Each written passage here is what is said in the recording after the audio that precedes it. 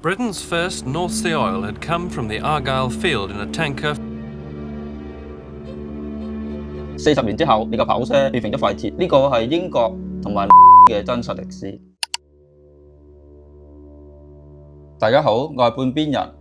今日係2026年，我啱啱喺超市度行出嚟，諗住入油，但係望住呢個價錢，我腦海入邊只有一個極度荒謬嘅畫面。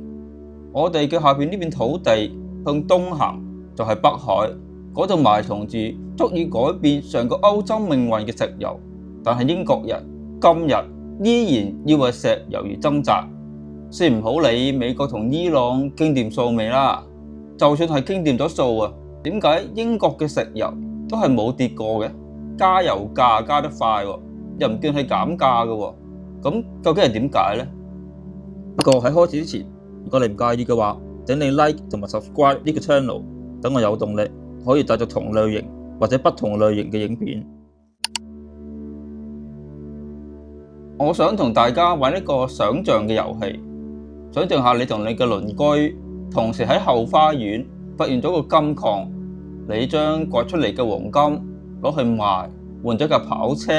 食好嘢，仲順便減免咗你呢幾年嘅管理費。但係你個鄰居呢，就將所有嘅黃金變成咗現金，全部存入咗銀行，攞去投資全世界嘅優質資產。40年之後，你個跑車變成咗廢鐵，你個金礦挖乾挖淨啦，你就連交水電煤嘅錢都冇人借。但你個鄰居呢，就已經變成全球最富有嘅家族，仔女一出世呢，就擁有100萬身家，唔使憂。呢個並唔係預言。呢個係英國同埋挪威嘅真實歷史。1970年代，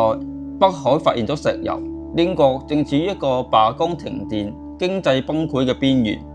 戴卓爾夫人做咗一個決定，就係將英國嘅石油收益直接注入財政庫房，用嚟減稅同埋支撐當時嘅經濟轉型。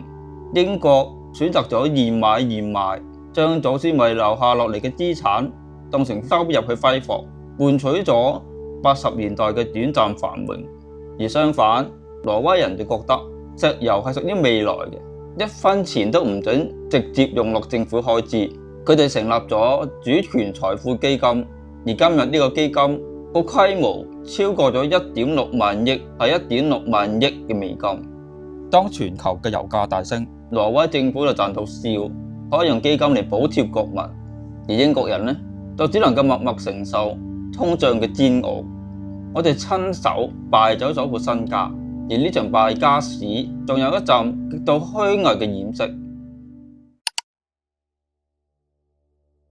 好多人會反駁英國喺全球嘅石油市場依然呼風喚雨，畢竟全球2/3嘅石油交易都係睇布蘭特期油定價嘅。呢個的確係英國金融嘅軟實力嘅最高峰。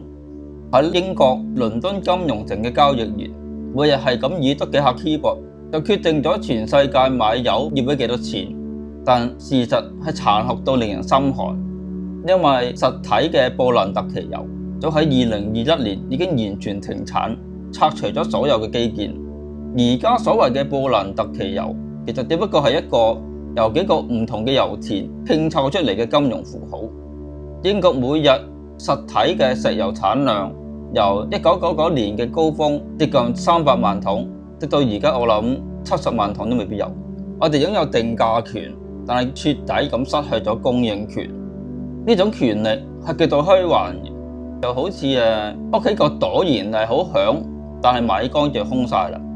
當俄烏戰爭爆發或者中東局勢緊張，全球油價急升，倫敦嘅投行呢，可能賺取咗豐厚嘅利潤同埋手續費，但係英國本土嘅市民呢，就依然要硬食最貴嘅能源價格。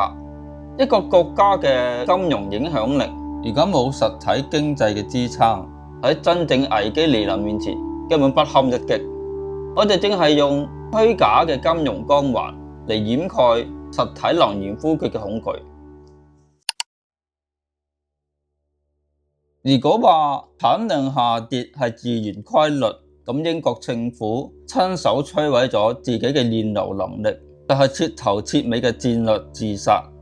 好多人有一個錯覺，以為地下有原油就等於有汽油。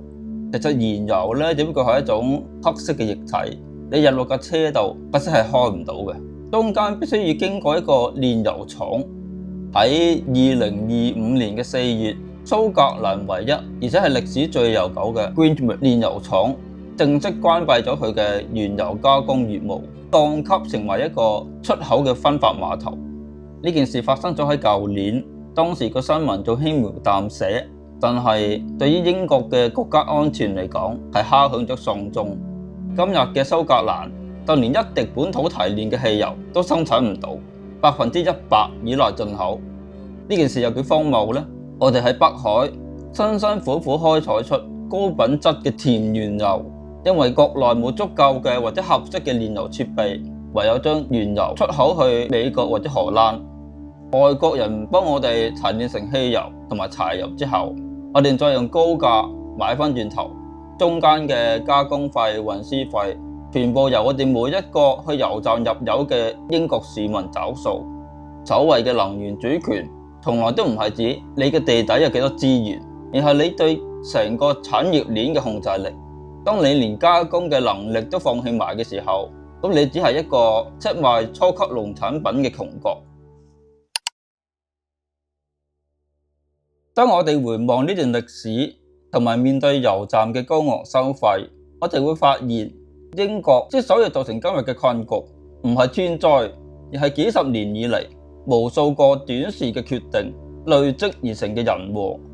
我哋將資產當做收入，將金融定價權當成真正嘅能源安全，最後仲要親手拆毀自己嘅加工能力。呢個就係點解我哋坐喺個金礦上面，但依然要過住乞衣咁嘅生活。但係故事仲未完啦，我哋政府為咗追求一個所謂嘅道德高地，甚至用法律同埋稅收去追殺嗰啲僅存嘅石油工業，即係我哋嘅未來徹底交託俾外國。下一集我哋會深度剖析英國最高法院荒謬嘅碳排放判決，以及暴利稅點樣將資本趕盡殺絕。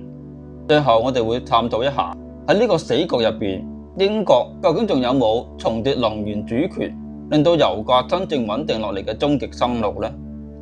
我係半邊人，我哋下集再見。